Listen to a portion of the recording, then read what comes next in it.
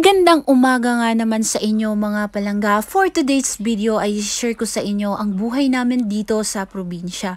Maaga nga akong gumising para alagaan at liguan ang aking anak dahil mamaya pa ako papasok sa salon. So ito araw-araw na routine na ginagawa ko. Buhay nanay, buhay may pamilya ay hindi basta-basta. Kailangan mong bumangon para sa pamilya.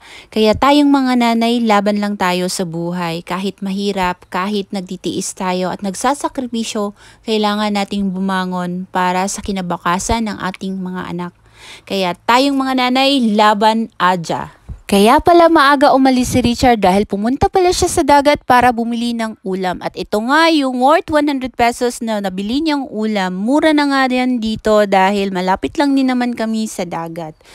Ayan, nagprito na nga kami dito ng uulamin namin dahil ito nga yung paborito ng anak ko. Parang kailan lang ay baby pa si Baby JC. Ngayon ay 2 years and 5 months na siya. Kay bilis nga naman ng panahon. Parang kailan lang ko inire siya pero ngayon sobrang laki na. Ito sa umaga ay nagpapakain na nga ng mga manok si Richard. Etong mga bisayang manok na ito ay uulamin namin kapag wala na nga kaming maulam.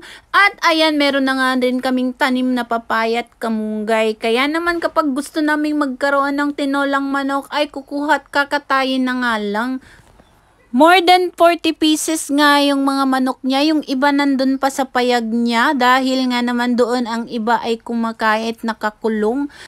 Naalala ko nga yung yumao kong tatay, ang dami rin naman nga ninyang manok na kabir dati. At kaya naman na nag-aaral ako ay ayan, binibenta ko nga yung manok sa merkado para meron nga akong pangbaon. At ito nga yung mga alaga naming baboy ay malalaki na. Hindi ko nga alam kung ilang kilo na nga rin to. At ayan, malapit na nga naman talagang i-dispose to.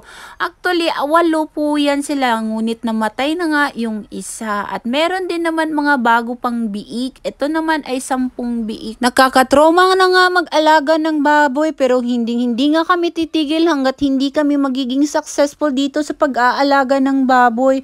'Di ba naalala nyo nakaraan sobrang stress namin dahil nga na-scam nga kami sa pagbenta ng live na baboy. Pero hindi pa rin kami titigil dahil nga naman naniniwala kami sa try until you succeed. Trial and error nga naman yung pag-aalaga nitong baboy.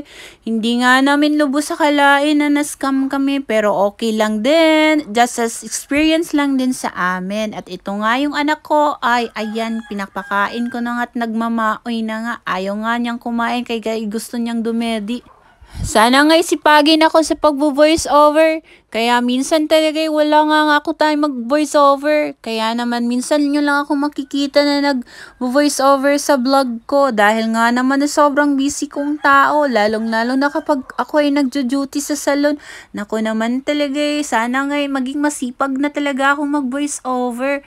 And then maraming salamat sa panonood nyo. God bless you all and see you again. God bless you, God bless you. Bye bye mama. Chup chup chup chup chup chup.